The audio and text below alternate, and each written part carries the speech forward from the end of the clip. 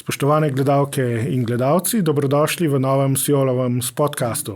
Nadaljujemo soočeni pred volitvami v Evropski parlament, ki bodo 9. junija. Danes sta z nami vodilni kandidatki največjih parlamentarnih strank, Romana Tomc iz Slovenske demokratske stranke in Irena Joveva iz Gibanja Svoboda. Lepo pozdravljeni. Pozdravljeni. Dober dan.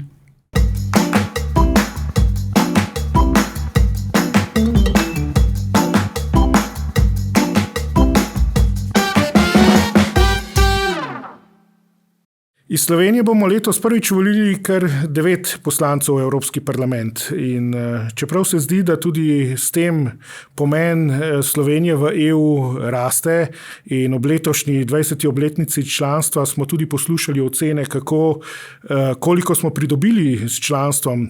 Ampak volivci doslej nekega velikega zanimanja za evropske teme, evropske volitve nismo pokazali. Pred 5 leti smo bili med državami z najnižjo volilno udeležbo v povezavi.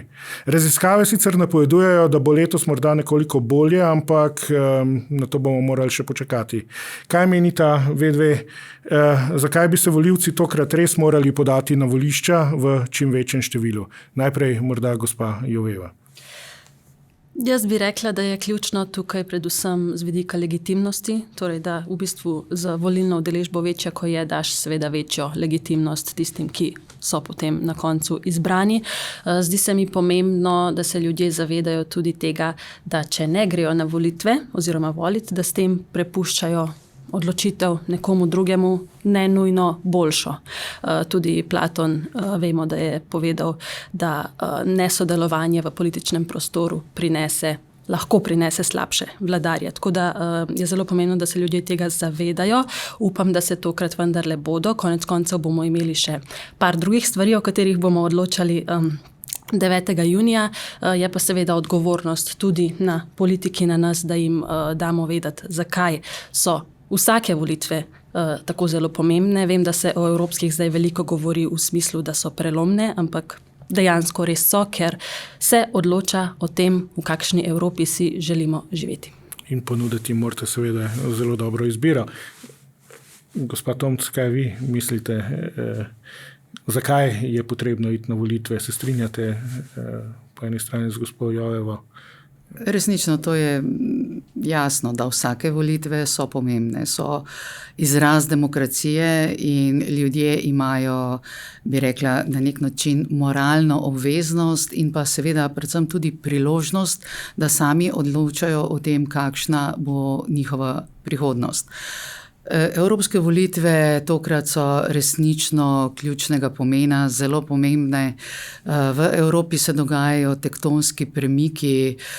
Ljudje so nam povedali, da ta politika, ki je bila vodilna v Evropi recimo zadnje desetletje, ni tista, s katero bi se strinjali, ni tista, zaradi katere imajo boljše življenje.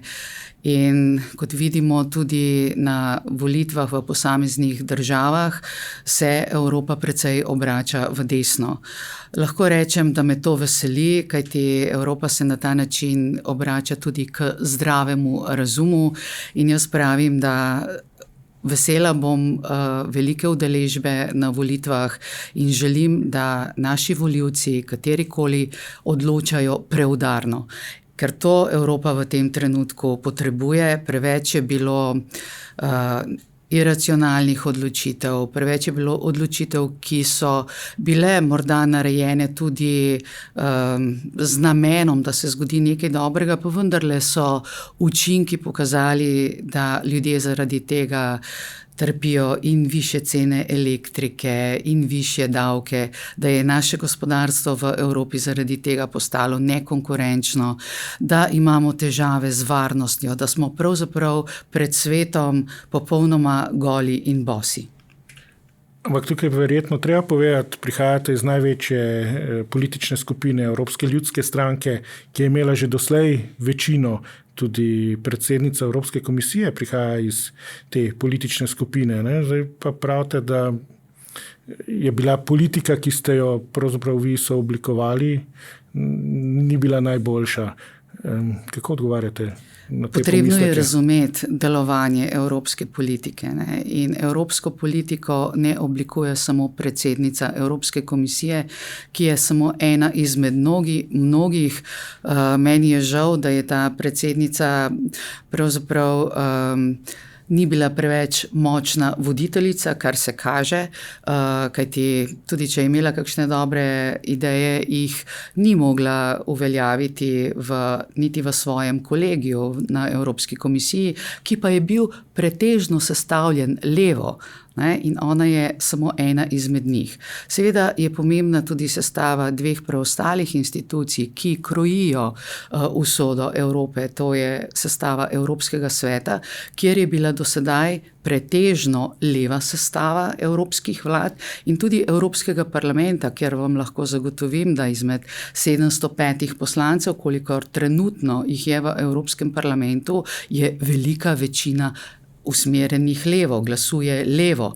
Tako da s temi spremembami, ki se sedaj dogajajo, bo prišlo do sprememb v vseh treh institucijah. Prišlo bo do sprememb pri odločanju v Evropskem svetu, kjer je čedalje več vlad desnih. Prišlo bo do sprememb pri odločanju v Evropskem parlamentu, ker po vseh napovedih se obeta desnici prevladujoč vpliv v Evropskem parlamentu in seveda evropske vlade imenujejo tudi svoje komisarje. In če so to desne vlade, potem bodo imenovale desne komisarje, če bi bile leve, imenujejo leve komisarje. To se pravi, treba je razumeti kontekst delovanja celotne evropske politike in to je tisto, kar me navdaja, bi rekla tukaj zdaj z optimizmom, da se bo evropska politika obrnila v bolj razumno smer. Če smem dodati, jaz mislim, da imajo ljudje sicer dovolj tega, zdaj smo večkrat slišali levo, desno. Zdi se mi, da je bolj primerno v kontekstu tudi teh prihajajočih volitev deliti, če že delimo, če se že gremo delitev na skrajnosti in zmernosti. In za svojo skupino lahko rečem, da smo ravno zato, ker smo del te zmerne sredine, tako je liberalci oziroma Renew Europe, smo dosegli ogromno dobrih stvari tudi zaradi naših, bom rekla, predlogov ali vztrajanj.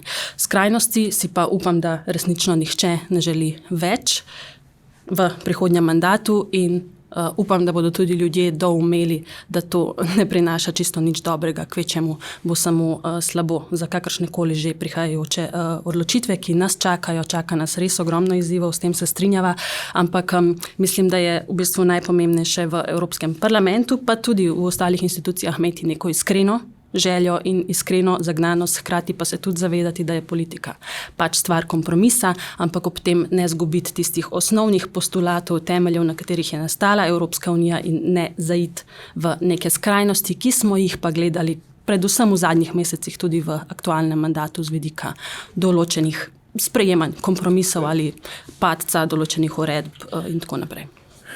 Ankete, če gledamo ankete, seveda nam kažejo, krepila se bo desnica, ampak seveda, katera desnica? Krepijo se recimo populistični glasovi, krepijo se euroskeptični glasovi, tudi recimo lahko rečemo bolj nacionalistični. Je to v bistvu tista prava smer, za katero vi pravite, da je to. Predsednica Evropske komisije je že nakazala, da bi se morda lahko pogovarjala tudi s silami, ki jo levica seveda označuje, oziroma leva stran označuje za skrajno desnico in da so tu rdeče črte, potem pa mi ne bomo sodelovali in tako naprej. Bo prišlo do nekih tektonskih premikov na tej strani, se lahko obetamo tudi drugačna zavezništva, kot smo jih bili zdaj vajeni v zadnjih desetletjih v bistvu v Evropskem parlamentu. In kaj bo to pomenilo potem lahko za evropsko povezovanje, poglabljanje Evropske unije? Kako vi gledate na to? Jaz bi rekla, da je bistvena razlika med nami in ostalimi strankami, ki so levo od nas, bi rekli tudi do skrajne levice, da imamo drugačen pristop, kako se dela politika. Mi zagovarjamo sodelovanje, ne izključujemo nikogar, kot pa vidimo se pa zdaj ne samo v Sloveniji, ne, kar je zelo značilno, ampak tudi v Evropi širi neka želja ali pa celo zahteve evropske levice, da povemo vnaprej, koga bomo iz tega sodelovanja izključili. Mi na to ne pristajamo. Ko bo enkrat rezultat znan in rezultat ne bomo določili samo mi pač tekmujemo, nas bodo ljudje izvolili ali pa ne izvolili, ampak tisto, kar bodo odločili ljudje, to je tisto, kar bo tisto pravo. In če se bodo ljudje odločili bolj desno, potem je treba spoštovati njihovo voljo. Saj smo vendarle v demokraciji, ker seveda ne konča se resnica tam, kjer se začne vaši pogledi na svet in tam, kjer se končajo vaši pogledi na svet. Te pogledi so različni, pogledi na prihodnost Evrope so različni in jaz mislim, da tukaj potrebujemo predvsem spoštovanje in sodelovanje. In naša politična skupina in tudi moja stranka, Slovenska demokratska stranka, je vedno na strani povezovanja. Tako da tukaj pravzaprav zavračamo kakršnokoli izsiljevanje v smeri, s kom pa vi ne boste sodelovali. To je bilo do zdaj škodljivo za Slovenijo in bo škodljivo za Evropo. Vprašanje je šlo v smeri recimo bolj analitičnega pogleda, kaj vi mislite, bi lahko iz te nekje tripartitnega vodstva, ki smo ga bili vajeni doslej, ne, EPP, SND, pa tudi ALDE oziroma zdaj Renew, nekdo izpadel zaradi tega, ker bo imel premalo moči, pride nekdo tretji v to zgodbo in seveda, ne, nekako se pogovarjamo o tem, vi ste verjetno zagovornik Evropske unije, ali so možnosti, da potem tukaj v tem vodenju sodelujejo tudi sile, ki so pa nasprotniki Evropske unije, ki so tisti, ki so večji zagovorniki recimo moči nacionalnih držav, da Evropska unija ni kaj dosti več od skupnega trga in naj taka tudi ostane. Recimo, neke rdeče linije verjetno imate tudi na področju varnosti, migracij in tako naprej. Skratka, tudi vi verjetno imate s kom pa se vam ne splača oziroma ne boste pridobili ničesar. Ne gre zdaj tukaj za tisto striktno izključevanje, ampak v končni fazi v ozadju so verjetno interesi, ne, s katerim raje, s katerim vam pa v bistvu ni treba, ampak to še ne pomeni, da ga izključujete. Ne? Seveda, ampak o tem se bomo odločali po volitvah. Poglejte, kakšen primer imamo recimo ravno te dni, ne? To je najbolj aktualna stvar trenutno na Nizozemskem, ne? Kjer je zmagala skrajna desnica, skrajna desnica je zmagala in kot kaže, ne, so tik pred zaključkom teh pogajanj in vse kaže, da bo na Nizozemskem zaživelo sodelovanje med vašo stranko, to ni moja stranka, del Renew pa je. Ni tvoja stranka.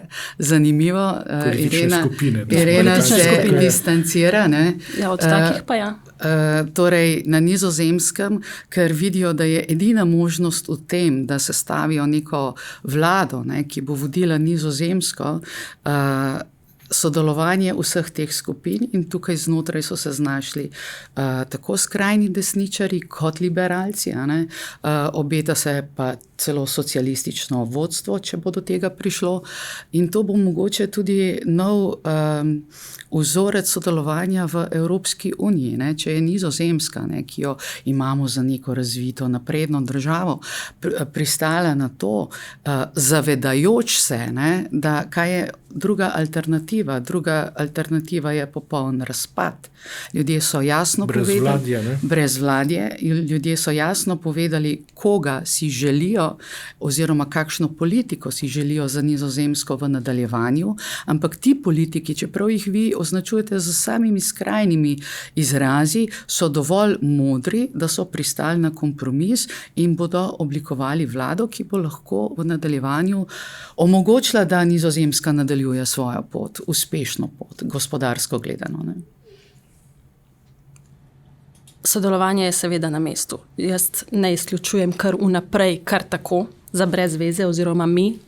Bom tako rekla, dejstvo pa je, da je kordon saniter v političnem smislu namenjen temu, da se skrajnih stališč ne normalizira. Jaz mislim, da se jih ne sme normalizirati. Zdaj govorim o skrajnih stališčih, zdaj govorim na splošno, recimo o skupinah, konkretno ECR in ID. Se bomo omejila na te dve politični skupini v Evropskem parlamentu, torej skrajni, na desnem polu. To sta skupini, ki ne verjameta v osnovne postulate demokratičnih družb in to dokazujeta konec koncev tudi z glasovanji. Naprimer, za njih ne sprejemanju različnosti. Vedno so proti LGBT skupnostim, ko glasujemo karkoli o tem. Proti splavu oziroma pravici do splava so prav tako glasovali proti. Proti aktu o svobodi medijev so ali glasovali proti ali bili vzdržani in tako naprej. To so stvari, ki so v resnici bi morale biti del sprejemanja oziroma temeljev Evropske unije in jaz ne moram razumeti, kako lahko nekdo glasuje proti takim stvarim. Seveda so volivci tisti, ki odločajo, kdo bo kje sedel, recimo v primeru Evropskega parlamenta, ampak vendarle mislim, da je pa treba nekje postaviti črto in ta črta se postavlja z njihove strani, ne z naše. Oni so tisti, ki imajo taka stališča, zaradi katerih si jaz ne predstavljam sodelovanja z njimi, zato ker bi bile stvari blokirane in po mojem mnenju tudi lahko slabše. Govorim z vidika sprejemanja določenih zakonodaj, glede na to, kako že zdaj oni glasujejo. Oni tudi ne predlagajo rešitev ponavadi. Na pogajanjih smo sedeli, verjetno tudi vi vsi, redko kdaj pridejo. Vsaj v mojih primerih je bilo tako. Govorim res zdaj ECR in ID tudi ne predlagajo rešitev. Vedno pa za neke svoje potrebe, nacionalnih interesov, PR, mogoče tudi šov in tako naprej, kritizirajo. Nikoli pa ne predlagajo nič konkretnega, razen da so proti vsem tem stvarim, ki bi v resnici morale biti samoumevne. Nekemu poglabljanju evropske integracije. Gospod Tomc, veliko se govori o tem, da SDS ne bo zdržala v EPP, ampak se bo premaknila v ECR. Lahko tukaj kaj poveste, pokomentirate, pojasnite? Seveda. Mislim, da je ta vaš začetek stavka zelo poveden. Ne? Veliko se govori. Seveda, rad bi preveril zdaj te govorice. To se pravi, vsi okoli nas dobro vedo, kaj mi mislimo. Ne? V resnici pa ne vedo ničesar. In Slovenska demokratska stranka je zaenkrat zelo trden člen Evropske ljudske stranke in naša razmišljanja ne gredo v smer, da bi kakorkoli izstopali iz Evropske ljudske stranke. Seveda je pa življenje dinamično in ne vemo, kaj bo, če bo, ko bo. Jaz govorim za situacijo sedaj. In mi smo desno-sredinska stranka, tako kot je desno-sredinska stranka Evropska ljudska stranka. Mi zagovarjamo demokracijo, mi zagovarjamo gospodarstvo, mi zagovarjamo enakopravnost, mi zagovarjamo sodelovanje med narodi, mi zagovarjamo, da naredimo več za našo skupno varnost. Vse te vrednote, ki jih delimo, naša stranka jih delimo tudi z Evropsko ljudsko stranko in so popolnoma desno-sredinske. In pravzaprav, kaj vi vidite kot skrajno desno? A vi vidite kot skrajno desno nekoga, ki se zavzema za varnost, za to, da Evropo ne priplavijo ilegalni migranti, ki se zavzema za gospodarstvo, ki se zavzema za socialno, ki se zavzema za kmeta? Vse to so po moje stvari, ki jih kot sedaj poslušam, ne samo v Sloveniji, tudi drugje, tiste stvari, ki si jih ljudje najbolj želijo.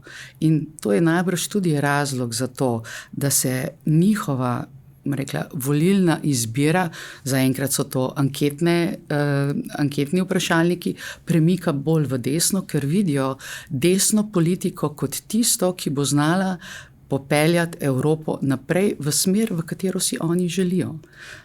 To ste zdaj malo polagate besede v usta. Zelo jasno sem povedala, kaj so zame skrajna stališča. Nihče ne govori o sociali, o varnosti in tako naprej, ali pa kakorkoli o kmetih. To so zdaj tudi malo manipulacije, o katerih saj vemo, kako to gre, ampak res nima veze. Ja, govorite, da smo proti kmetom, recimo, pa nismo. Ne, jaz sem govorila o tem, zakaj smo mi Sej To veva, je velika sej veva, razlika. kakšne so. Ne Jaz govorim vedno zdaj o tem govorim stavku. bolj v smislu, kaj smo mi in se pač ne vtikam tako v druge. Vi boste že sami povedali, kaj ste, kaj zagovarjate, ampak iz prejšnjih odgovorov je očitno izhajalo, da ne podpirate sestave vlade na Nizozemskem, pri kateri bo vaša stranka sodelovala s skrajno desnico. Ne podpiram sodelovanja s tistimi, ki imajo skrajna stališča. Povedala sem tudi, kaj spada v ta skrajna stališča. Zelo jasno. Zdaj sta kar šle malo ena proti drugi, ampak me vendarle zanima, sodelujete že kar nekaj let v Evropskem parlamentu. Morali ste tudi sodelovati pri določenih odločitvah, ki so se sprejemale. Se tudi poznata, pa kako bi vendarle ocenili, no? Gospa Joveva, gospod Tomc, je ona vendarle prava evropejka ali gremo malo. Ste že začeli rahlo osebno, ampak pejmo še ta korak naprej. No? Ne, mi dve drugače sodelujeva čisto v redu. Logično je, da nimava enakih stališč glede vseh stvari. Ne bom rekla čisto vseh, ampak marsikje se najni mnenji razlikujeta.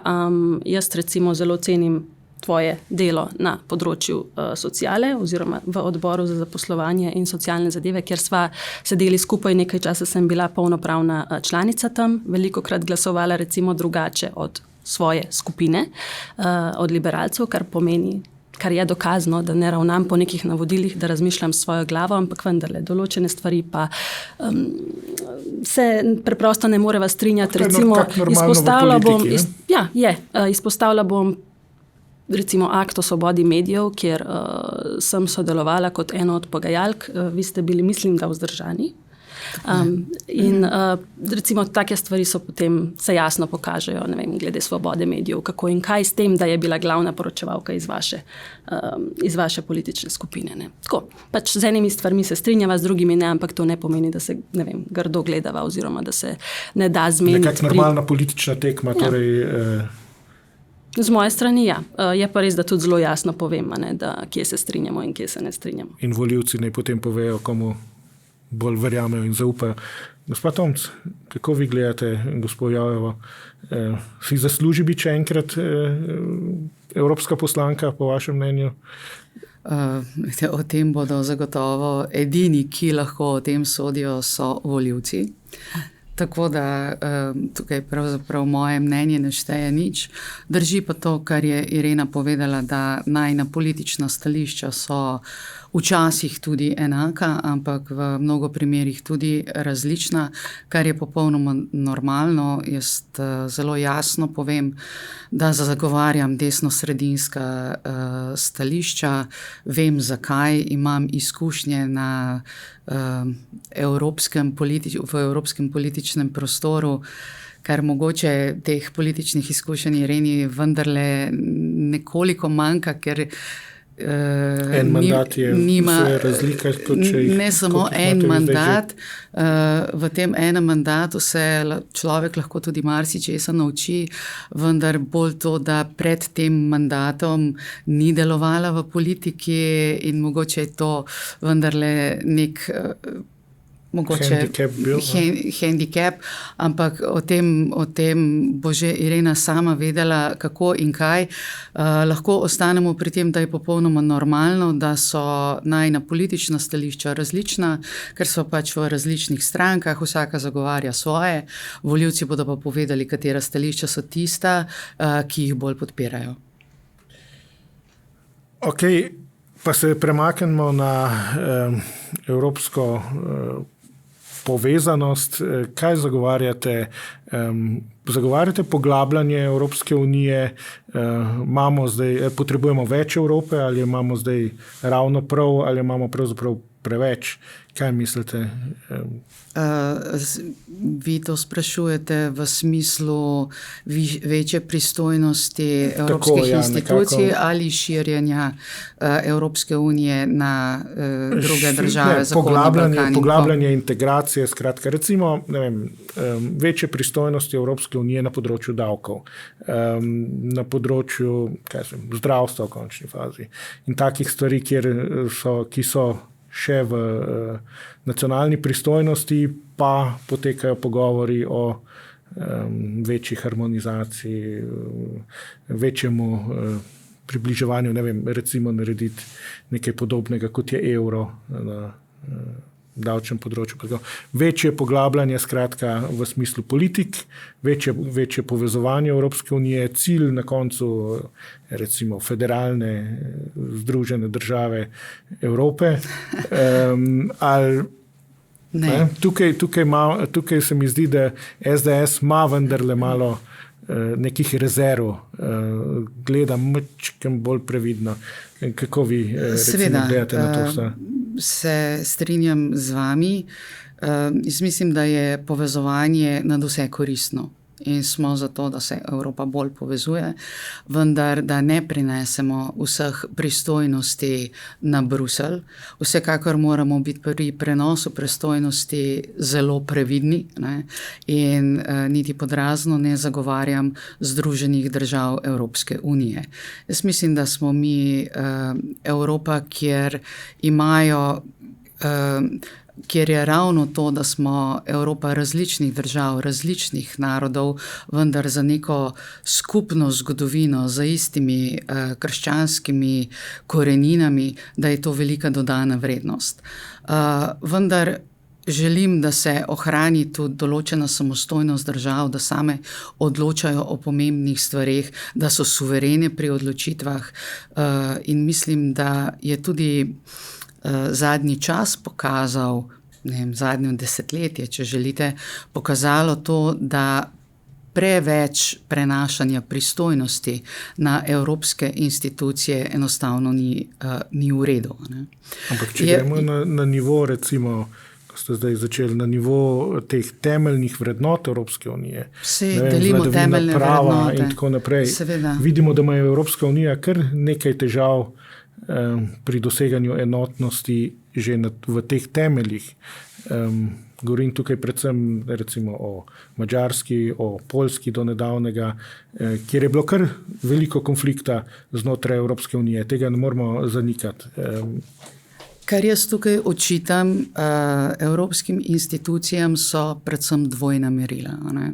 Vladavina prava je ena izmed stvari, ki je zelo drugačna od kakšnega davčnega sistema ali pa bančnega sistema, kjer so v igri številke, ki so zelo jasne, preverljive, empirične in vemo, kdo je kje, kakšne rezultate dosega. Medtem ko je vladavina prava nekoliko bolj mehka zadeva in prepušča evropskim birokratom odločitve o tem, ali je nekdo lep ali malo manj lep, ali je nekdo dober ali manj dober, je po eni strani zelo tvegano početje. In mislim, da smo se tukaj ujeli v neko past, kjer sta bile potem seveda najbolj napadeni Madžarska in Poljska, ne pa tudi nekatere druge države, ki so ravno tako imele težave z vladavino prava. Recimo Španija, če ne omenjamo ravno Slovenije, da se ne bomo vedno tukaj zatikali, velike težave za vladavino prava. Pa vendarle so bili na tapeti evropskih birokratov vedno eni in isti. No, in to je tisto, jaz seveda zagovarjam vladavino prava, absolutno zagovarjam vladavino prava, vendar želim, da se ta vladavina prava gleda skozi iste kriterije in merila. Teh pa ni bilo. Kaj vi menite o tem? Najprej bom začela s tistim poglabljanjem Evropske unije. Jaz se strinjam, da je več Evropske unije dobrodošlo, predvsem v tem globalnem vidiku, geopolitičnem, če želite. Konec koncev so pa tudi krize v tem mandatu od pandemije dalje pokazale, da smo močnejši, če smo skupaj oziroma če smo enotni. Tako da strinjam se s tem stališčem, da bi morali biti določene stvari bi morale biti na evropski ravni imeti več pristojnosti, ne pa vse, to se strinjam, nemogoče in nerealno se mi zdi, da bi kar vse prenesli na Evropsko unijo. Tudi smisla nima, ampak izpostavili ste področje zdravstva, jaz bi mogoče ravno to izpostavila kot nekaj, kar se mi pa zdi smiselno, da bi lahko prenesli več pristojnosti na evropsko raven. Določene zametke smo v tem mandatu dobili z to zdravstveno unijo, z določenimi programi zaradi pandemije in tako naprej. Konec koncev smo dobili še poseben odbor za javno zdravje, kar je tudi nek signal, da je to pomembno tudi na evropski ravni, po mojem mnenju, harmonizirati in mislim, da bi bilo boljše predvsem za vse evropske državljanke in državljane, če bi imeli to stvar harmonizirano in če bi Evropska unija imela več pristojnosti, kot pa da samo daje neke smernice in neka priporočila. Tako da to bi mogoče izpostavila kot, po mojem mnenju, v tem trenutku glavno stvar. Ni pa to edina. Imamo še področje sociale, kjer se mi zdi, da bi lahko bilo več pristojnosti, konec koncev pa tudi zunanja politika, morda tudi obrambna, ampak zdravstvo bi izpostavila kot tisto res prvo. Kar se tiče dvojnih meril, se pa strinjam, da obstajajo, ampak jaz na nje gledam bolj iz tega zunanje političnega vidika, recimo, ne vem, verjetno se bomo dotaknili tudi Rusije, Ukrajine in na drugi strani Izraela in Palestine. Jaz tukaj vidim največ dvojnih meril, ki jih dela Evropska unija. Pa pojmo tukaj naprej, kaj bi bilo po vašem mnenju treba najprej, zdaj v tem trenutku najprej rešiti vojno v Gazi, vojno v Ukrajini ali pa morda problem nezakonitih migracij? Mislim, to je tako zdaj zelo nehvaležno vprašanje, ali sploh kar se tiče vojn. Kam bi morala Evropska unija v tem trenutku dati največ pozornosti? Se usmerja pozornost recimo v Ukrajini oziroma ruskega agresorja, vse obsodbe, vse sankcije, to vse stoji. Kar se tiče Izraela in obsodb države, zdaj govorimo o državi Izrael, ne o narodu, in tudi sankcij, ki bi jih po mojem mnenju lahko sprejeli, pa jih ne, ker v primeru Rusije smo jih upravičeno. Tukaj vidim te dvojne standarde in mogoče tukaj premalo pozornosti ali pa premalo kritike, mogoče, pa teh izenačevanj Palestine s Hamasom oziroma kritike države Izrael, da si potem antisemit, pa nisi, ne?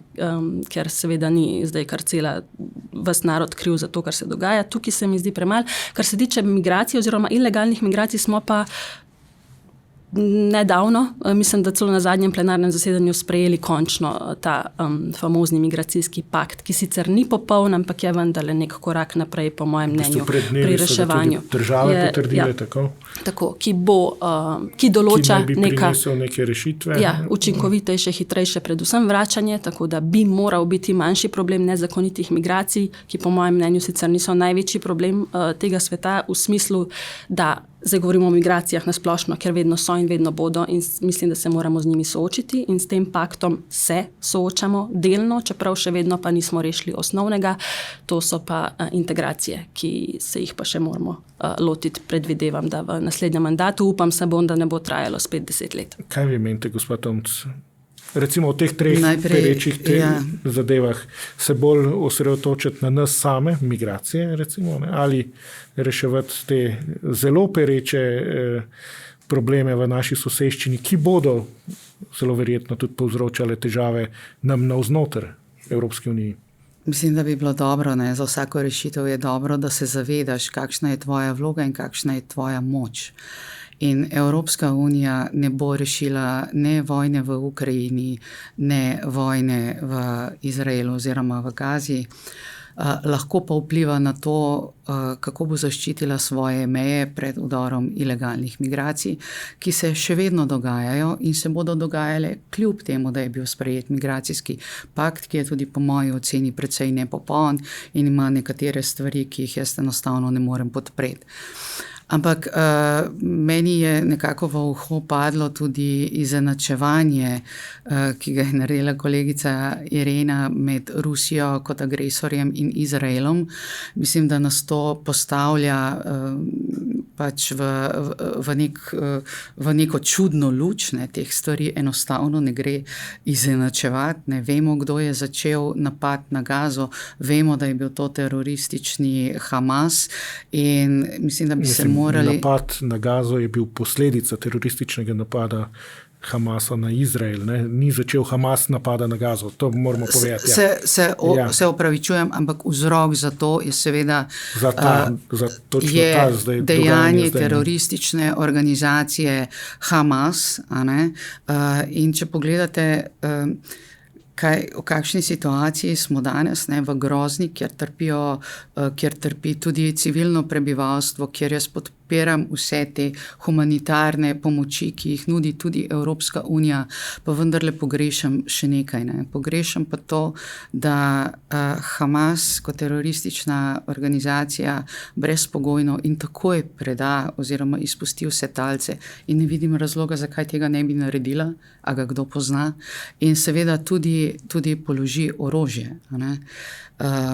In potem bomo lahko morda naredili kakšen korak naprej, vsekakor lahko Evropska unija pri tem morda pomaga na nek način, vendar ni tista, ki bo odigrala ključno vlogo pri tem, kako se bo ta res grozna geostrateška, politična, vojna situacija končala. Enako ne v Ukrajini, kjer Ukrajini pomagamo in bomo pomagali še naprej.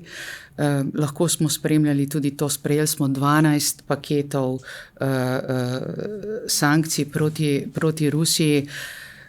Sama se sprašujem, zakaj je bilo potrebno 12 paketov, ne, ker stvari bi bile veliko bolj učinkovite, če bi vse to sprejeli v prvem paketu, kar smo sprejeli. Ne. Zakaj smo morali to delati postopoma, in eden izmed odgovorov je gotovo ta, da so marsikatere države zelo egoistično, članice Evropske unije, zelo egoistično pristopile k temu in so videle svoje interese, ki bi bili lahko okrnjeni, če bi te sankcije sprejemali prehitro. Ne? Ampak ostajamo na tej poti, da si želimo Ukrajine v Evropski uniji, seveda, ko bodo za to izpolnjeni pogoji, in upamo, da se ta vojna čim prej konča se pa lahko samo za porazom Putina. Ali pa, da se nenadoma odloči, da gre ven. To bi bil poraz. Da se nenadoma odloči, da gre ven, pomeni, da se umakne iz vseh področji, ki jih je zasedel, in njegov poraz. Pogajanja z Putinom, ne vem, da ohrani zasedene pokrajine ne. Veste, kaj je rekla? Seveda, to ni na nas, to je zdaj, ne vem, teoretiziramo. Ne. Teoretiziramo, ja. Zaradi tega, ker se pojavljajo, ker vas prekinjam, ne, ampak veliko imamo v Sloveniji glasov, da zakaj nihče ne spodbuja pogajanj, mirovnih pogajanj. Ne. Ampak to po eni strani verjetno pomeni legitimizacijo tega, kar je Rusija, Putin, kar so naredili, zasedli ozemlja, ukradli zemljo in bi si jo zdaj pač prisvojili. Ja, poglejte, to je resnično dolga zgodba. Spomnimo se, kaj je govorila aktualna zunanja ministrica Tanja Fajon, ko je Janez Janša kot prvi voditelj praktično obiskal Kijev. Takrat so bila polna usta tega, kako se je treba pogajati s Putinom. Danes tega ni videti, da bi mogoče bi pa Tanja Fajon odšla na pogajanja s Putinom, ampak rekla bi tukaj samo to, ne, da ko smo poslušali letos vdovo Navalnija, ki je prišla v Evropski parlament prevzeti nagrado, je rekla nekaj zelo pomembnega. Ne. Preveč, mislim, da mi ne bo uspelo popolnoma citirati njene besede, sam pomen njenih besed pa je bil takšen, da je rekla, da preveč ste mili do Putina, s Putinom se ne pogaja, ne poznate ga. Nekaj v tem smislu je povedala jasno in glasno, praktično solzami v očeh, v imenu svojega moža. Ja, to drži. Vse glede Ukrajine se mi dve v bistvu zelo strinjava, vemo, kako se lahko reši ta vojna, oziroma da sta potrebni dve strani, ampak v tem trenutku pač tega ni. Jaz seveda upam, da nekoč bo in da bo. Nekoč verjamem, da tudi Ukrajina lahko del Evropske unije kot take. Samo dodala bi glede tistih izenačevanja agresor zame. Res je, da je Hamas napadel in da je Hamas teroristična organizacija, to smo mi zelo jasno obsodili, kot smo tudi vsakič znova glasovali, zdaj smo imeli par resolucij tudi glede Palestine oziroma dogajanja v Gazi, da se pač nemudoma izpustijo tudi vsi talci. Hkrati smo se pa zavzemali, vsaj jaz sem se, za takojšnje premirje, nekateri so se vmes malo za humanitarni premor, prekinitev ognja in tako naprej, ampak dejstvo je, da smo tudi glasovali mimogrede za pravico Izraela do samoobrambe, v tisti čisto ta prvi, takoj po napadu 7. oktobra resoluciji, ki smo jo imeli, ampak ta pravica do samoobrambe ni neomejena oziroma obstajajo določene omejitve. To, kar pa zdaj gledamo, je pa popolnoma neproporcionalno z vsem, kar se je zgodilo 7. oktobra in to je preprosto nesprejemljivo in zato je zame Izrael agresor. Bo slovensko priznanje Palestine rešilo te dileme? Sej ne gre za to. To je res, da ne bomo mi rešili vojne. Ne gre za to. Gre pa za pomembno dejanje in pravo dejanje. To je ključno zame. In po mojem mnenju je to reševanje časti. Res simbolno gor ali dol, ne bo rešilo vojne, drži, ampak je pomemben signal. Konec koncev tudi Izraelu. Tukaj sva popolnoma različnih stališč. Ne. Moje mnenje je, da je to resnično signal, ampak napačen signal. In velika napaka slovenske zunanje politike. Napačen signal zato, ker na nek način daje terorističnemu Hamasu priznanje. In drugo, kar se mi zdi pa velika strateška napaka zunanje politike Slovenije, pa je, da gre za neke vrste soliranje. Lejte, edino smiselno bi bilo, če bi to bilo narejeno v okviru skupnega... Ampak se bo nekaj več držav se pogovarja, da bo pri tem sodelovalo, ne? 2, 3 ali nekaj takega. Recimo, napoveduje še pred nami. Ampak za Španijo je težko reči, da je neka Luksemburg majhna članica. Ne? Ja, jaz mislim, da pač Španci, španska socialistična vlada se odloča, kot se odloča po svoje, z vsemi političnimi posledicami tega, ampak morda bi bilo dobro, da najprej rešijo svoj katalonski problem, ne? Preden se ukvarjajo z problemi preostalega sveta. Glejte, kakorkoli nas to postavlja na zemljevid v neko osamo, to se v svetu, v Evropi zelo, zelo vidi in mislim, da nam kot Sloveniji to absolutno ne bo prineslo nič dobrega. Glejte, ob tem pa tudi to, veliko držav na svetu je že priznalo Palestino, tudi evropskih držav. Malta je zdaj celo v tem paketu, kjer bodo Palestino pristali 2-krat. Oni so jo enkrat že priznali. Ampak kaj je to spremenilo? Vse to ni ničesar spremenilo. Tako da jaz mislim, da bi morali biti mi malo manj prevzetni kot Evropska unija pri tem, kaj lahko naredimo, kaj ne moramo narediti v tem res težkem, dolgotrajnem, zapletenem geopolitičnem položaju na tistem koncu sveta. Skratka, ker veliko vlogo seveda igra tudi Iran. In mi nekako tukaj mislimo, da bomo veliko igralcev je tukaj zraven, in mislim, da moramo biti vseeno toliko realni, da vemo tudi ne samo, kje je mesto Evrope, ampak kaj bo Slovenija s tem naredila. Hočete reči, da v bistvu to priznanje Palestine je bolj pomembno za nas, za našo notranjo politiko, kot absolutno, jaz mislim, da se to izkorišča. Kot pa za, ne vem, neko realno zunanje politično. Ampak vendarle smo tudi nestalna članica Varnostnega sveta in verjetno je to neko sporočilo Izraelu.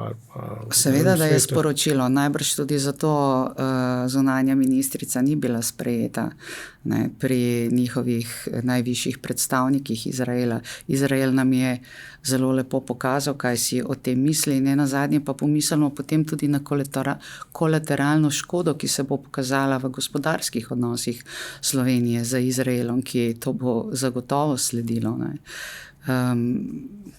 Ne, mislim, da ostajam pri tem, da je bila to velika napaka zunanje politike Slovenije in da nam bo to kot Sloveniji, kot majhni državi veliko bolj škodovalo kot koristilo, in se strinjam s tem, kar ste prej nekako nakazali, da se ta tematika izkorišča tudi za notranje politične zaradi notranje političnih vzgibov, in če pogledate malce okoli sebe, nagovarja se predvsem s tem in išče potrditev skrajne levice, ne, ki stoji na tej strani priznanja Palestine. Jaz se opravičujem, ampak jaz res ne morem sprejeti argumenta, da gre za izkoriščanje. Res ne morem. Vsi vemo, koliko ljudi je umrlo v Gazi. Več kot 35,000, od tega je večina žensk in otrok. Samo eno vmes. Ali vi mislite, da je v bistvu ta konflikt v Gazi, kjer Izrael zdaj pravzaprav, pa bom uporabil besedo, tepihuje, ne, to območje Gaze, ki je veliko približno kot Ljubljana, da je to upravičena samoobramba ali vendarle pretirana uporaba sile in bi se dalo cilje doseči morda tudi kako bolj človeško. Ne? Ali se res moramo strinjati z takim načinom, pa ne bom rekel zdaj, da se jaz postavljam na to stran, ampak mnogi pravijo, da je to, kar izvaja Izrael, genocid nad Palestinci. Se upravičujem, ampak mislim, da je treba na to vprašanje odgovoriti, ne, da ne bomo obviseli nekje v zraku. Najbrž preskakujemo. Ne. Jaz sem zelo jasno povedala, da se mi zdi grozno, kar se dogaja v Izraelu, da je groza, koliko civilnih žrtev je že, da mora Evropska unija svojo humanitarno pomočjo pomagati, kolikor se pomagati da. Vendar se vračam en korak nazaj, ne da bi mislila, da jaz lahko povem ali pa da vem, kakšna je rešitev, ampak kljub vsemu, tako kot v Rusiji, če bi se Putin umaknil takoj, zapustil področja, ki jih je zasedel, bi bila vojna končana. Če bi teroristični Hamas takoj predal orožje, takoj izpustil talce, bi bila vojna končana. Tako da mislim, da včasih skočimo 2-3 korake naprej in ne vidimo, kje je bil pravzaprav začetek. Mislim pa, da moramo rešitev iskati na začetku. No, to je tudi za moje pojme neupravičeno izenačevanje. Z tega vidika vsakič smo klicali, ne bom ponavljala, ampak izenačevanje tudi Hamasa. Obsodbe Hamasa obstajajo, tudi obsodbe seveda tega, kar so naredili, obstajajo. Tudi jaz sem vedno glasovala za. Mimogrede, vi niste vsakič glasovali za amandmaje, ki so omogočali ali pa ki bi pozivali k omogočanju odprtja koridorjev za humanitarno pomoč, kar se tiče tega dogajanja v Gazi. Prej sem začela o izkoriščanju. Ampak tukaj pojasnim, da ne bo prišlo slučajno do napačnega razumevanja in zavajanja. V Evropskem parlamentu smo sprejemali resolucije o tem in ne drži, da bi bili mi kadarkoli proti humanitarni pomoči. Naš pogoj pa je bil, jaz sem v tem sodelovala tudi v svoji skupini, ko smo se pogovarjali, je, da gre ta prekinitev ognja, prekinitev vojne in izpustitev talcev in predaja Hamasa v istem trenutku, takoj in usporedno. In to je tisto, na kar Hamas oziroma nekateri niste nikoli pristali. Najprej prekinitev ognja, potem se bomo pa pogovarjali o tem, kaj bo naredil Hamas. Glejte, to je majhna, vendar bistvena razlika, ki najbrž daje odgovor tudi na to, zakaj je še danes v Izraelu tako, kot je. Jaz sem govorila bolj o res humanitarni pomoči in pač potrebi po tem. Vsi vemo, kaj se dogaja, ni več samo vojna kot taka, ampak tudi ljudje umirajo zaradi bolezni oziroma nedostopa in humanitarne in bolnišnične oskrbe in tako naprej. Drži, otroci predvsem. To je res, mislim, grozno, kar se tam dogaja. 35,000 ubitih, od tega večina samo to otroci še enkrat želim ženske. poudariti, da tukaj res ne gre. Jaz mislim, da nobenemu normalnemu človeku ne bi padlo na pamet, da bi izkoriščal neko tako stvar za notranjo politiko. To je popolnoma nesprejemljiv argument. Je pa mogoče kdo drug izkoriščal to stvar, to dogajanje in te grozote, ko je šel v Izrael in samovoljno razlagal o nekih menjavah veleposlaništev in tako naprej. Ok. Gremo naprej. Migracije so tudi zelo pomembna tema in ker nas čas malo pritiska, se moramo malo mogoče hitreje premikati. Kaj bi vi, gospod Tomc, storili za rešitev problema nezakonitih migracij? Povedali ste že, da niste najbolj navdušeni nad aktom o migracijah in azilu, ki je bil sprejet, potrjen na evropski ravni pred kratkim. Ker nekaj stvari vas moti, mogoče lahko poveste na kratko, kaj bi pravzaprav EU morala tukaj narediti. Boste v novem mandatu šli tudi v poprave tega akta? Kako gledate na te stvari? Vse kaže, glede na politično situacijo, tudi glede na sestanke med voditelji posameznih držav, ki se ravno v tem trenutku dogajajo, da bo v nadaljevanju prišlo do popravkov migracijskega pakta. Ampak prepustimo to čas, kaj se bo zgodilo. Jaz mislim, kaj vas najbolj moti? Jaz mislim, da ta migracijski pakt bo lahko tudi prinesel nekaj dobrega za reševanje problematike. Zdaj pazite, govorimo o ilegalnih migracijah, ne o migracijah kar nasploh, ne o prebežnikih, ne o tujcih, ampak govorimo o ilegalnih migracijah. Ne? In mislim, da celotne problematike ilegalnih migracij ta pakt ne bo rešil, bo recimo pospešil postopke, bo uvedel vendarle večji nadzor tistih, ki so ilegalno vstopili v Evropsko unijo, bo poenotil postopke. Pa vendarle mislim, da je problematika ilegalnih migracij veliko širša, kot jo lahko reši ta migrantski pakt. Kaj najbolj pogrešam? Najbolj pogrešam to, da Evropska unija kljub temu, da se že 10 let ukvarjamo s tem, še vedno ni poslala zelo jasnega sporočila, da ilegalni vstop na naše ozemlje ni mogoč. Neko sporočilo, ki bi se prenašalo po svetu. Veste, tisti, ki se ukvarjajo z tihotapljenjem ilegalnih migrantov, ki na veliko izkoriščajo tudi stisko nekaterih, morajo dobiti jasen signal, da v Evropo pač ne morejo. Takšen signal so dobili vse povsod druge, zato pa se usmerjajo predvsem na Evropo, ne pa recimo na kakšne druge države, kamor bi tudi lahko šli. To je prvo, kar pogrešam. Drugo, zaradi česar nisem mogla glasovati za ta migrantski pakt, ki je pač sklop več dokumentov, je, da absolutno ne morem podpreti obveznega solidarnega mehanizma prerazporeditev ilegalnih migracij. Zdaj, če mi kdo uspe razložiti, kaj pomeni obvezen solidaren prerazdelitveni mehanizem, potem se pustim izobraziti na tem področju.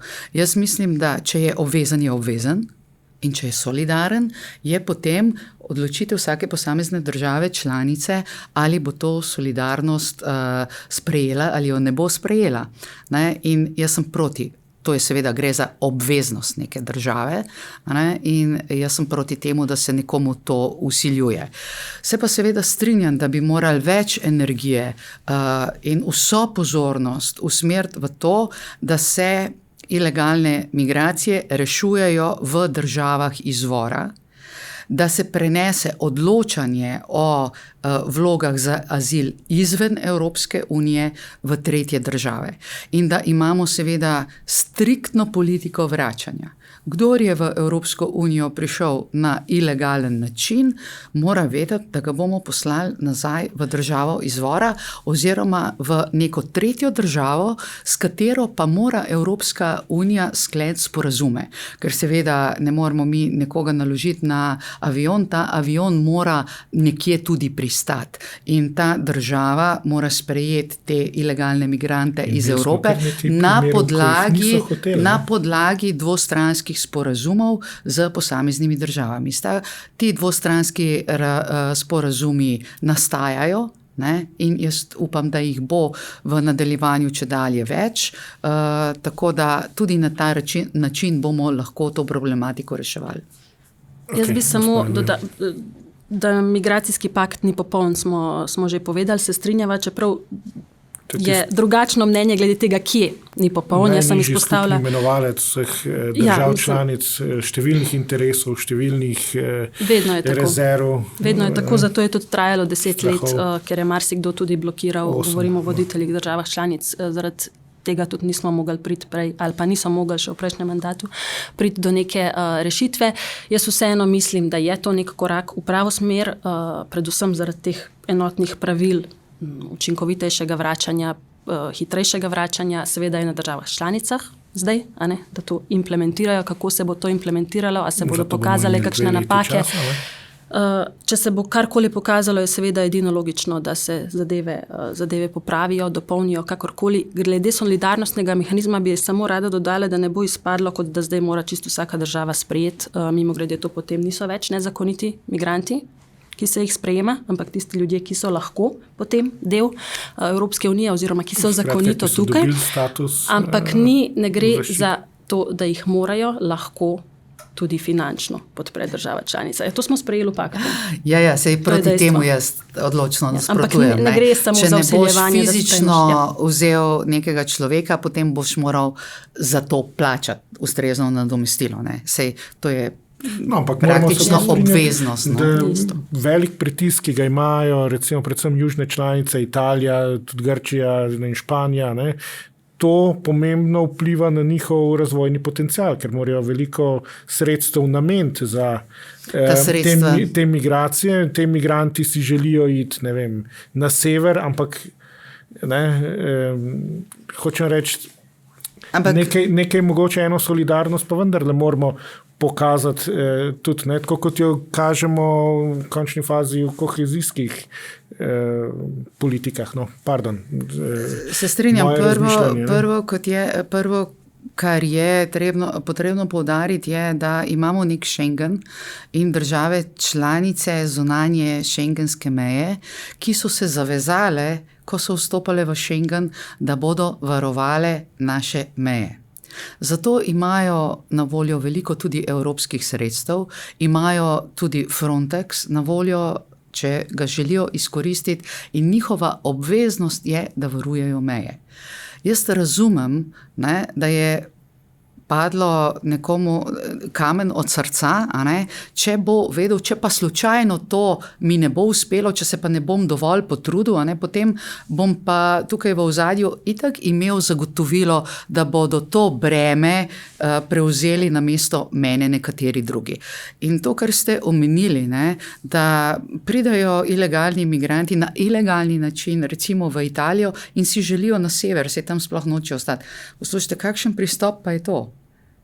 Mislim, tisti, ki želijo v Evropo in ki najbrž, imajo pred očmi, da želijo na sever, a ne bi bilo najbolj smiselno, da zaprosijo za legalni vstop v Evropsko unijo, in če bodo ta legalni dostop do Evropske unije dobili, potem lahko pridajo.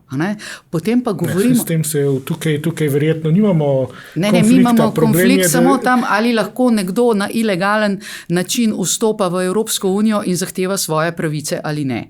Jaz trdim, da ne, da v Evropsko unijo se vstopa na legalen način, da vemo, da pač tudi Evropa bo potrebovala migracije, legalne migracije, zato da bodo ljudje, ne vem, se zaposlili v nekaterih panogah, kjer jih primanjkuje. Ampak govorimo o tem, da v tem primeru bo imela Evropa popoln nadzor nad tem, kdo k nam prihaja in seveda tudi pod kakšnimi pogoji.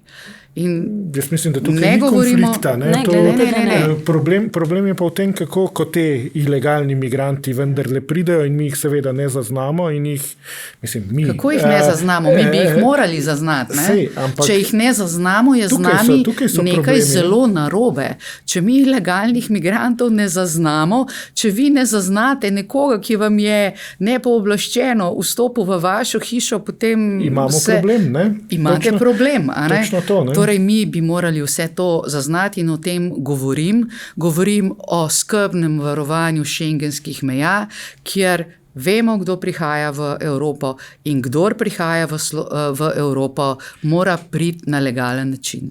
Pod črto tisti, ki je nelegalno vstopil, nima nobenih pravic več zahtevati kakršnokoli zaščite. Človekove ima, verjetno. Ima, upam. No, ampak obstajajo seveda tudi mednarodni izbirati si državo prebivanja pa najbrž ni človekova pravica, gospa Juvejova. Ne, jaz govorim o človekovih. Nisem rekla. Sej to je, pakt bo reševal, upam, odvisno od implementacije tudi te stvari, nezakonitih migracij. Gremo naprej, ker res smo že dolgi. Hvala lepa res za razpravo, odgovore. Gremo zdaj malo na vajno osebno kariero evropske poslanke, zdaj ste na pomembni preizkušnji. Kaj bo, če vam morda zaradi preferenčnih glasov ali pa tudi zaradi neuspe na volitvah? Imate kakšen plan B? Če mi ne uspe, nimam pojma, jaz nikoli nisem imela v tem kontekstu plana B, niti leta 2019, razen, to bom ponovila, čeprav jaz na svoje izkušnje v prejšnjem življenju ne gledam kot na handicap, mimogrede kar veliko nekdanjih novinarjev je v Evropskem parlamentu, je pa res, da se ne bom vračala v novinarstvo. To je edini moj plan B, če želite, torej da vem, kam ne bom šla. To sem se odločila že pred 5 leti, kar se tiče tega, kaj bo, če bo, pustimo najprej to volitvam oziroma volivkam in volivcem, da izberejo. Verjamem, da bodo videli, kaj vse sem delala, storila, naredila v teh zadnjih 5 letih. Seveda je potem njihova stvar. Želim pa si, da me ocenjujejo po celem mandatu in potem, da se moje stališče, vrednote, načela ne obračajo po vetru, ne spreminjajo, neodvisno od tega, smo v kampanji, nismo v kampanji in to je vse, kar si želim od njih. Jaz sem vedno iskrena in to je to. Veliko sem storila, veliko si še želim, če pa ne bom, pa o tem potem, bom tako rekla. Res ne razmišljam. Nimam pa težav z nobenim delom ali z neko višinsko boleznijo. Gospod Tomc, če vas slučajno premagajo po preferenčnih glasovih, to bi bilo sicer verjetno veliko presenečenje, ampak imate vi kakšen plan B? Ne, jaz vedno z vso resnostjo pristopam na volitve, niso to niti moje prve volitve, že veliko jih je bilo in vem, da so samo prave volitve, volilni dan tisti, ki je res, ki šteje in na katerega se lahko zanašamo in na nobene ankete se nikoli ne zanašam. Tako bi rekla, zelo pošteno, nihče ne gre v tekmo zato, da bi izgubil. Vsakdo si želi, da bi v tisto tekmo, kamor vstopa, dosegel najboljši rezultat in tudi jaz. Kot slišim po terenu, je veliko ljudi, ki je opazilo moje delo, ki se strinjajo z mano in seveda vse njih nagovarjam znotraj najprej za listo, ker si želimo doseči dober volilni rezultat za stranko, Slovensko demokratsko stranko in hkrati potem v okviru preferenčnih glasov upam, da bo teh preferenčnih glasov tudi zame dovolj.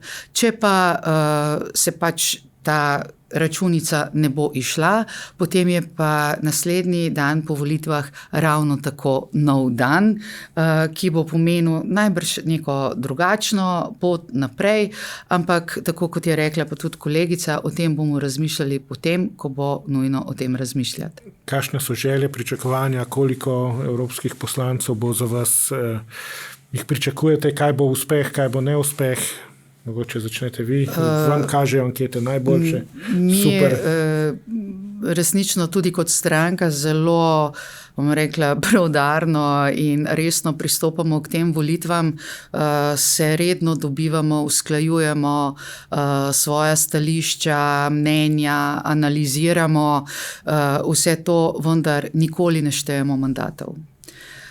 Nikoli se ne pogovarjamo o tem, koliko mandatov je za nas uspeh, ampak lahko pa rečem brez lažne skromnosti, da na teh volitvah Slovenska demokratska stranka pričakuje zmagovit rezultat. Bomo zmagovalna stranka teh volitev. 4, 3, 5. Ravno kar sem vam povedala, da se o številu mandatov ne pogovarjamo. Kako gledate v Gibanju Svoboda, kaj bi bil za vas uspeh, kaj neuspeh? A veste, da tudi jaz ne govorim o številkah. Ne bom, ampak lahko pa rečem, da bo seveda uspeh čim več, in jaz tudi verjamem, da bodo ljudje videli, da imamo dobro listo. Bi mogoče imeli ste kar nekaj težav pri sestavljanju te liste, vsaj navzven je tako izgledalo. A mislite, da bi lahko te volitve imele tudi kakšne notranje politične posledice?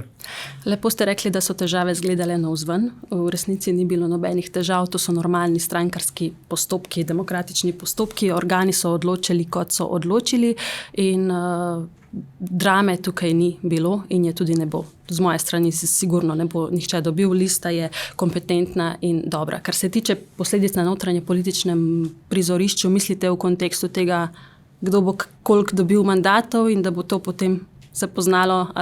Recimo, da stranke vladne koalicije doživijo popoln poraz. Jaz v to sicer ne verjamem in tudi ne verjamem, da se bo na tak način izkristaliziralo na nek notranje politični domači paket. Ne smemo pozabiti, da imamo tudi referendume. Drži.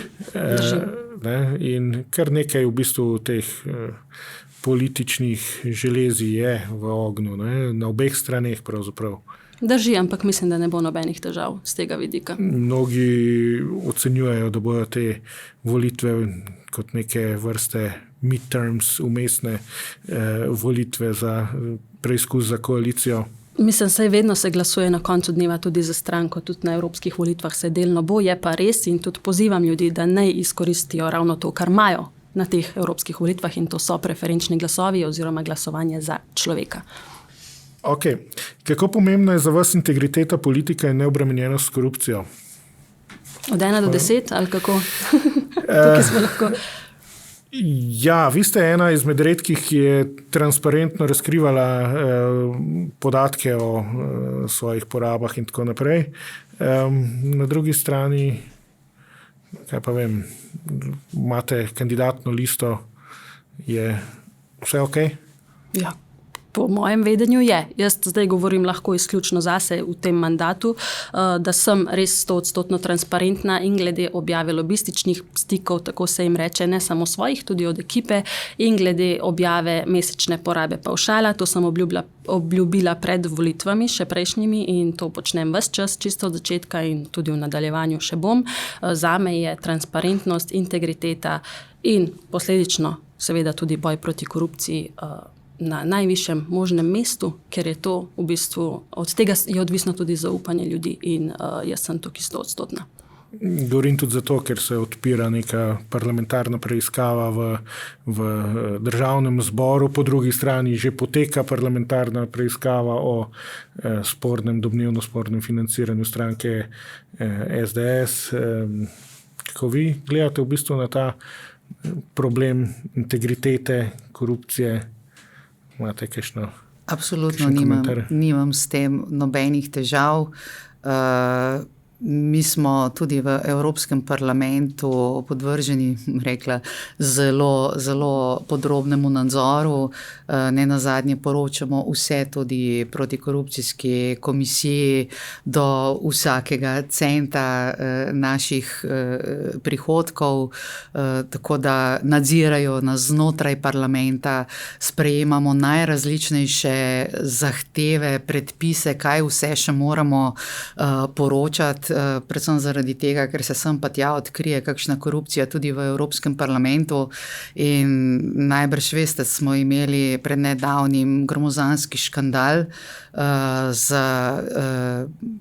financiranjem iz Katarja, korupcijskim financiranjem iz Katarja, kjer so bili naši socialistični kolegi zaloteni z kovčki denarja pod posteljo. No, zgodilo se pravzaprav do danes ni nič, kar je velika škoda in politiki nasploh, zaupanju v politiko, ne?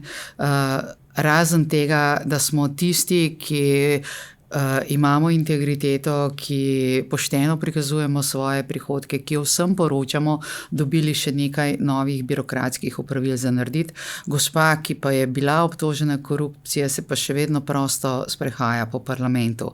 To se mi ni zdi v redu, mislim, da bi morali biti tukaj strožji, kogar zalotijo pri kakršnikoli korupciji, goljufanju, čemarkoli, nima mesta več v politiki, pa ne danes, ampak zavedno. Ne, pri nas mislim, da smo tudi v Sloveniji za temi korupcijskimi škandali zelo obremenjeni. Če pogledate tudi ankete ljudi, ne, to, kar na visoko mesto postavljajo korupcijo, zdaj vidimo, kaj se dogaja, netransparentno financiranje, tudi v ozadju razne medijske edicije, ki se tukaj pojavljajo. Bomo videli, kaj bo prinesla ta preiskava v parlamentu. Gibanje Svoboda se je res dolgo časa upiralo te preiskavi, ne vem zakaj, če so vse stvari čiste. In zdaj končno, jaz upam, da vsaj ta zahteva Državnega sveta, ki je moral na koncu intervenirati, bo obrodila sadove. Poglejte, če je vse v redu, je vse v redu, naj opravijo to parlamentarno preiskavo pošteno in se bo na koncu izkazalo, kaj je res in kaj ni res. Po drugi strani pa preiskovalna komisija o financiranju stranke SDS že pokazala kar nekaj, recimo temu, problematičnih zadev za vašo stranko. Jaz ne vem o teh, če dovolite, ne vem o teh problematičnih zadevah, ampak nikakor pa mi ne gredo iz spomina in misli besede Mojce Šetinc Pašek, ki je bila tudi prva predsednica te preiskovalne komisije in je spet, ne citiram njenih besed, ampak nekako tako rekla, da je ta parlamentarna komisija pač usmerjena čisto politično proti stranki SDS. Je pa zanimivo, da nobenih posebnih odkritij ta komisija še ni prinesla, razen tega, da se je pravzaprav zaletela v tiste, ki so jo nekako postavili. Želeli so narediti škodo SDS-u, na koncu so se pa ujeli v lastno past in odkrili pravzaprav same sebe. Ampak poročilo je bilo, pač govori samo zase, ampak tisto vmesno poročilo, ki so ga izdali, ampak gremo naprej še. Kaj menite o pobudi za varen in dostopen splav v Evropi? Moj glas, moja izbira, ki jo koordinira tudi Inštitut 8. marec. To pobudo sem jaz podpisala, tako da so moja stališča tukaj zelo jasna. Konec koncev smo glasovali tudi o tem nedavno, ne o tej pobudi, ampak o tem, da se ta pravica vpiše v temeljno listino Evropske unije. Jaz tudi s tem nimam nobenih težav in ta pobuda, upam, da bo uspešna, ne pomeni, da bo splavov več, pomeni samo, da tiste ženske, ki se bodo odločile za to, da imajo možnost to storiti na varen način in na dostopen način. In jaz mislim, da je to ključna pravica, ki jo mora imeti vsak posameznik ali vsaka posameznica, če želite v tem konkretnem primeru, in to so res težke stvari, težke odločitve, fizično, psihično, in absolutno ni prav, da o teh stvarih odloča kdorkoli drug. To je moje telo in o tem bom odločala jaz. Jaz imam konec koncev osebno izkušnjo ne s splavom namenskim, ampak spontanim, 2-krat, in če ne bi bilo spontanega splava, bi verjetno bila primorana sprejeti odločitev za splav, ker je šlo za hude okvare ploda oziroma plodov in si ne predstavljam, da bi živela recimo na Malti, kjer mi to ne bi bilo omogočeno. Preprosto se mi to ne zdi sprejemljivo. To so res težke stvari in to moramo prepustiti posameznicam, da se o tem odločajo, hkrati pa jim tudi seveda omogočiti varno in dostopno to pravico. To je vse. Gospod Tomc, imate vi kakšno mnenje do te pobude? Jaz se lahko strinjam, da gre to v takih primerih, če se pojavijo, za zelo velike osebne stiske in jih razumem. V Sloveniji pravica do splava ni v nobenem primeru kakorkoli, da jo ne bi bilo oziroma pod vprašajem. Tako da mi imamo tukaj zelo lepo rešene stvari in vsaka ženska se lahko odloči tako, kot sama želi. Hkrati pa vidim to pobudo tudi pač v nekem rekla posebnem času je nastala. In človek se ne more izgubiti občutka, da je to še en politični prispevek v času, ko se ravno odvijajo evropske volitve. Moramo biti pa, tukaj tudi povsem jasni, vprašanje splava ni vprašanje, ki bi se enotno reševalo na nivoju Evropske unije in o tem ni ničesar zapisanega in tudi ne bo v naših ustanovnih pogodbah. Zaradi tega, ker so se države članice odločile, da bodo vsaka po svoje urejale to vprašanje. In to je popolnoma jasno, tako da kadarkoli govorimo ali pa ljudje imajo občutek, tudi v tem kampanji, da če bodo podpisali to peticijo, bodo s to peticijo omogočili, da bo pravica do splava vpisana recimo v evropske pogodbe ali pa, da bo recimo Malta spremenila svoje stališče do splava in omogočila splav na Malti. To seveda ne drži. To je popolno politično zavajanje.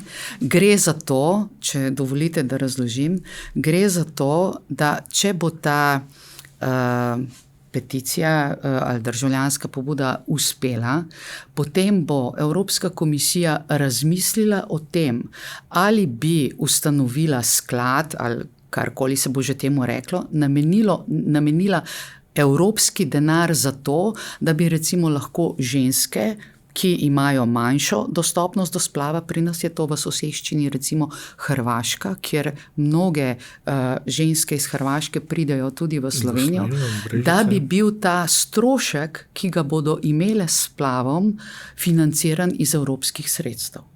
Za to gre. In zdi se mi pošteno, da se to v tej kampanji tudi na ta način pove. Ker kolikor se jaz pogovarjam z ljudmi, nimajo prave predstave, za kaj gre in mislijo nekaj popolnoma drugega. Da bomo s to peticijo, z državljansko pobudo vplivali na to, da se bo zakonodaja v neki drugi državi spremenila. Ne bomo. In ne gre za to. Gre v ozadju v bistvu za denar, za povračilo stroškov, ki ga bodo imele te ženske, ki bi prišle delati splav v neko drugo državo. Ne razumem problema zdaj čistočno. Potem pa ne morem pomagati. Ne, jaz bi samo tukaj dal v bistvu en komentar, da vendarle ta pobuda bo predstavljala nek politični pritisk, tudi na druge članice, na neko voljo, lahko se pride do nekega gibanja, kakorkoli, tudi vidimo v Ameriki. In bo morda potrebna neka reakcija tudi na politični ravni, tako da pač bomo videli, kaj bo, ko bo, če bo. Hvala za vaše besede. Hotel sem v bistvu reči, da na ta način smo mogoče prišli spet do tistega prvega vprašanja poglabljanja Evropske unije ali pa v bistvu ohranjajmo nacionalne pristojnosti držav. Tukaj bi verjetno, če bi ta pravica do splava postala neka evropska pravica, bi šlo za neko poglabljanje. Ampak dobro, to je pustimo moj komentar. Res na koncu še vajno stališče do referendumskih vprašanj, mogoče da, ne. Kar po vrsti gremo. Gremo po vrsti o ureditvi pravice do pomoči pri prostovoljnem končanju življenja. Seveda ne. Glede gojenja in predelovanja konoplje v medicinske namene ter glede gojenja in posedovanja konoplje za osebno rabo. Za medicinske namene je zadeva rešena, tako da sploh ne vidim pomena tega vprašanja, za osebne namene ne. In glede uvedbe preferenčnega glasu? Tudi ne. Zakaj pa tukaj ne? Zaradi tega, ker uvedba preferenčnega glasu ne pomeni enako, kot recimo mnogi mislijo na evropskih volitvah, so tudi preferenčni glasovi, a ne, pa je to nek način izbiranja, ampak pomeni ukinitev volilnih okrajev. Ukinitev volilnih okrajev v nadaljevanju pa pomeni, da bo več moči, a ne, in večja možnost izbire prišla do tistih, ki so v urbanih okoljih. To se pravi, na ta način v bistvu nekako izrivamo podeželje, mi pa vendarle govorimo, da si želimo enakomeren razvoj v celi Sloveniji. Okay. Jaz bom zelo kratka in jedrnata. To so mimogrede špekulacije. Vnaprejšnje pustimo volivkam in volivcem, da se odločijo. Z moje strani je pa absolutno za vse 3 stvari da. 3-krat za. Ja. Ok. Najlepša hvala za pogovor in udeležbo v našem podcastu. Vso srečo vam želim na volitvah 9. junija in pa seveda pošten boj. Hvala lepa. Hvala lepa tudi vam.